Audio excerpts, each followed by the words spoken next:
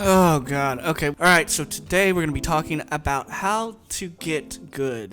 Basically, as Ninja would say, get good, kid. This is gonna be about how to do better in Modern Warfare. So, and it's kind of ironic. Yes, I'm playing World War II, but I just couldn't handle it. I'm not gonna get good. So, number one. This is all from GamesRadar, so they clearly know what they're doing. Claymores are simultaneously your best friend and your worst enemy. This cannot be more true. Claymores are your best friend. If you don't use them, you lose them. All right, and you'll die to one. All right, Claymores are great. They might be great if you're not camping. They might be great if you are camping. Just put one down in a place that's heavily trafficked on a smaller map or even on a big map, and you'll get a kill. Like, say you're on a 3 kill streak and you need the 4 because you have hardline on and you want to get a cruise missile, and your claymore randomly gets a kill and you got that cruise missile and you have kill chain on. That's the start of your whole kill streak, and from the one claymore you randomly placed. I don't condone camping because it's the worst. Also, these are used for when you're camping, but they're your worst enemy. So in order to avoid them, don't rush through doors. That's my number one. I would open it slowly. And if you run spotter, that's a lot easier. Also, EOD helps a lot.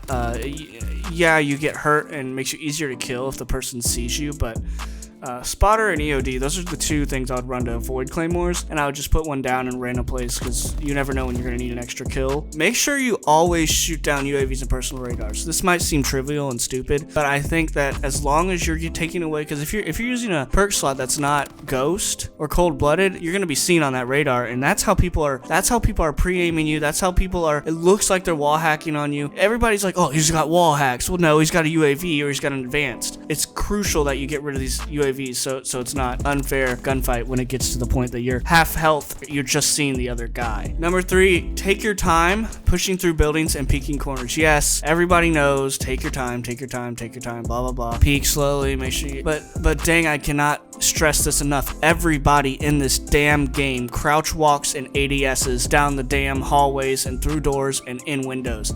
You have to go slow. You have to make sure you're ADSing as well. You have to make sure you're checking every single corner, because this game, whether you like to admit it or not, is full of corner campers, and they will be waiting there for you if you're not ready. So that is really true. This is a really slow-paced game, and that makes it key to do this. Especially the mounting. You can mount before you even go around a corner. It's like the perfect thing to do. Just make sure no one's there. That's the easiest way to do it. Easier said than done. Some of you might not have headphones. Crank your headphones up. Number 4, because footsteps. You know how loud footsteps are. If you have your headsets down, but Timmy down the street, who's got the awesome headset, has them all the way up, he's gonna hear you coming before you hear him because you don't have your headsets up, or you don't have a headset. If you don't have a headset, that's okay. I might give away a headset. Comment your favorite thing about Modern Warfare. I'll pick one person to give away a headset to. Anyway, footsteps are loud in Modern Warfare, so turn your headphones up. If your headphones aren't up, you're already at a disadvantage to everybody else. Number 5, experiment with your loadouts. There are different classes for different maps. Bigger maps, you can go run a slower ADS gun. Smaller maps, you could run a 7.25 as your primary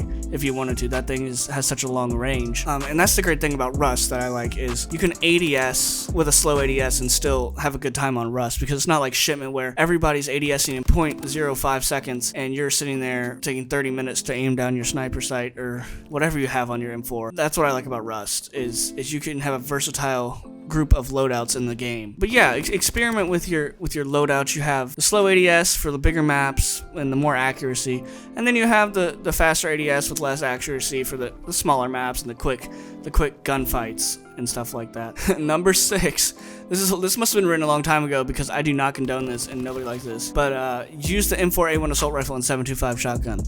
Alright, so everyone is complaining and mad and upset about the 7.25 and the M4A1. Get good.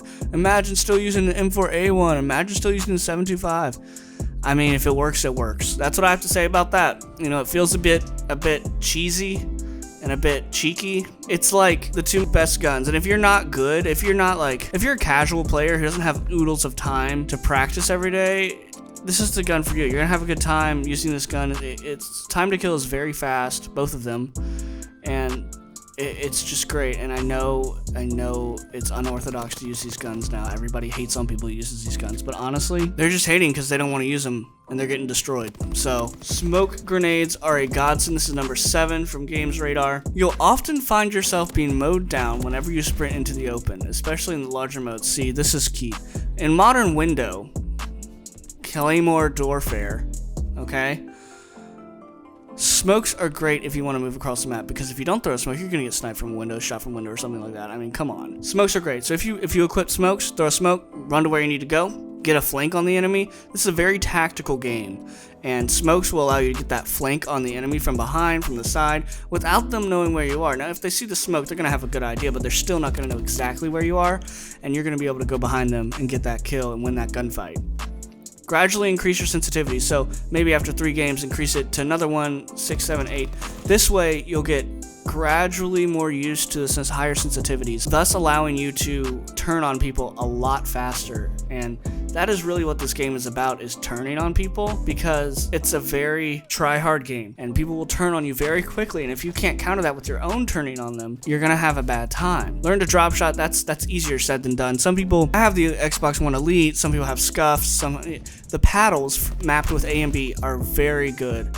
If you get yourself a set of paddles, they're like 20 bucks at Target, and map them to A or B, whichever one is your crouch, you can easily drop shot with the paddles, so you're not moving your fingers from the trigger or the aim or the ADS button, whatever you have it mapped to, obviously. Or you can just play claw. I don't want to learn a whole new way of holding the controller, so learning to drop shot, that's key.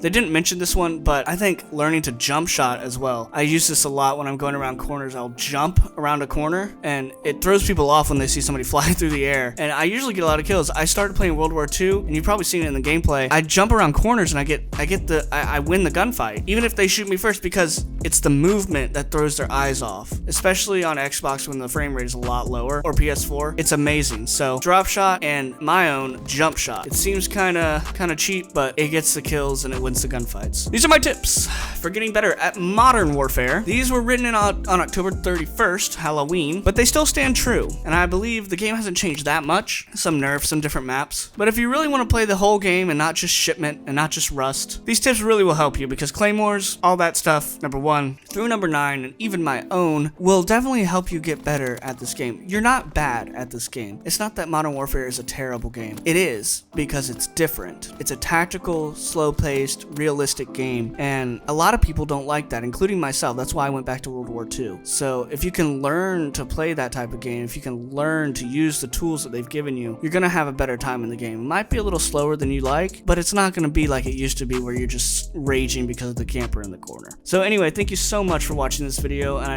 really hope you'll hit that subscribe button and that thumbs up button. Remember to comment your favorite thing about Modern Warfare, and I'll give away a headset so you can hear them footsteps. All right, see you next time.